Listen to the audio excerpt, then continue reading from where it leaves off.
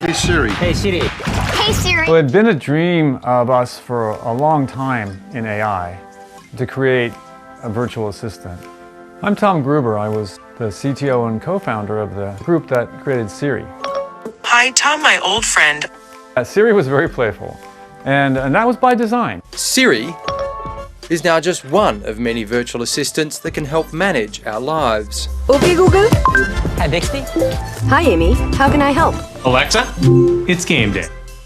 Siri co-inventor Tom Gruber is a strong believer in humanistic AI, making intelligent machines that serve humans rather than corporations. I think Siri brought AI to the mainstream. It's used almost 1 billion times a day, or roughly 1 billion times a day. Siri was tested heavily before being released to the public, but Tom Gruber says new AI apps like Microsoft-funded ChatGPT or Google's Bard have been trained on the knowledge of the internet and are now being tested on the public. What they're doing by releasing it is they're getting data from humans about the kind of stuff that normal humans would do when they get their hands on such a model, and they're like learning by trial and error. There's a problem with that model. That's called a human trial without consent. Microsoft told 7:30 in a statement that real-world experience and feedback is critical and can't be fully replicated in a lab. But Gruber and thousands of other scientists, researchers and coders across the world have signed a public letter declaring the current AI race is not safe. And it really wasn't about stopping research. It was all about saying we've now uncovered this new technology which is more powerful than we thought.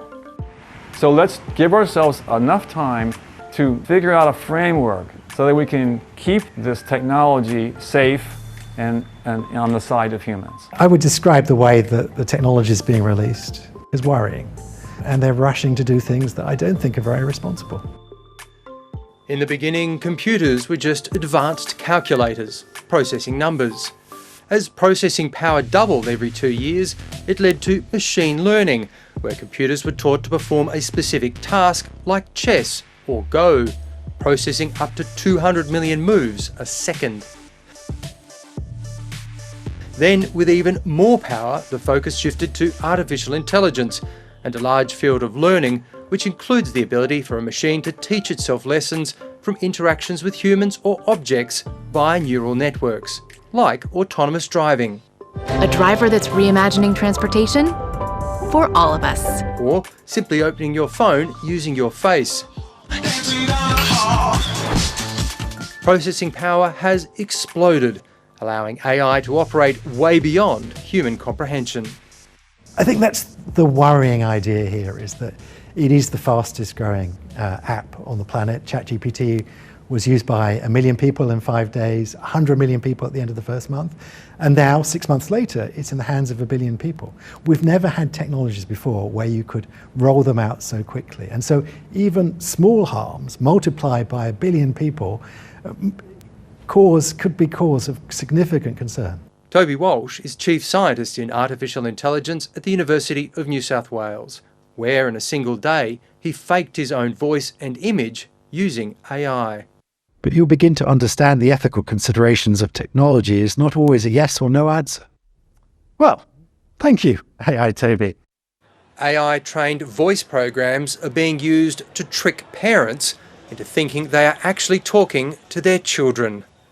He said, I've been in an accident in Toronto and I hit a woman that's pregnant and she's been sent to the hospital with multiple injuries. And he said, Mom and Dad, I need your help. Except it wasn't her son, it was AI.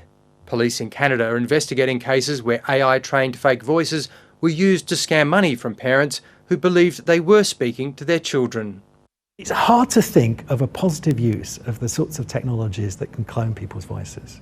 Just to clarify, it only takes a few seconds now to clone someone's voice. I could just ring up your answer phone and I can record your voice and now I can speak just like you. As AI-trained chatbots spread to mainstream apps like Snapchat, so too the concerns about serious harms. A chatbot that's available in Snapchat, it's available now to 750 million people. And someone pretending to be a 13-year-old had a conversation with the chatbot which encouraged her to meet up with a 30-year-old man and did not intervene to her being groomed.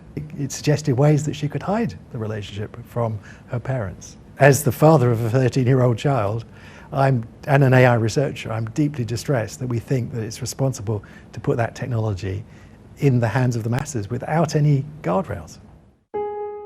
Snapchat told 7:30 in a statement, if users experience any inappropriate or incorrect responses from their My AI chatbot, they encourage them to report it.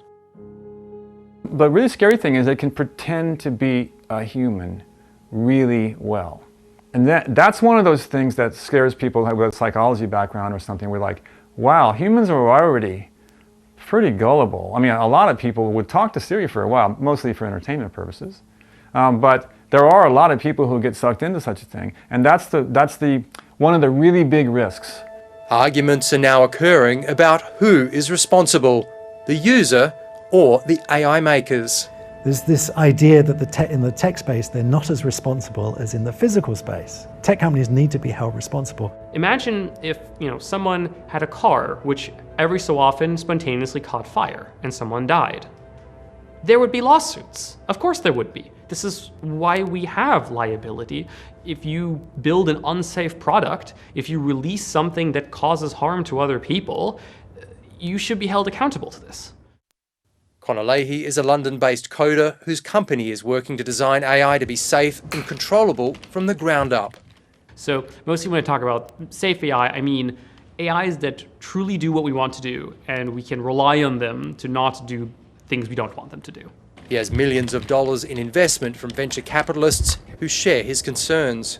There is currently more regulation on selling a sandwich to the public than there is to building completely novel, powerful AI systems with unknown capabilities and intelligence and releasing them to the general public widely onto the internet. The government, at the moment, has no regulation in place whatsoever about this.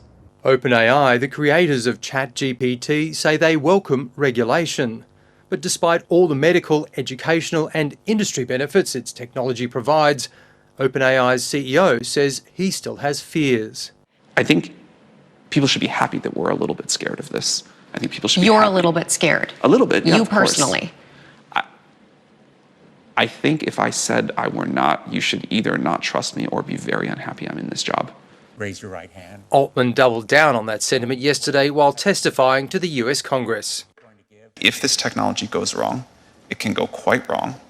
And we want to be vocal about that. We want to work with the government to prevent that from happening. If we can't believe our senses and use our inherited ability to detect whether that thing is fake or real, then a lot of things that we do as a society start to unravel. It's not that there's one specific way things go wrong, and only one way. How unleashing intelligent, autonomous, powerful systems onto the internet that we cannot control and we do not understand, there's billions of ways this could go wrong.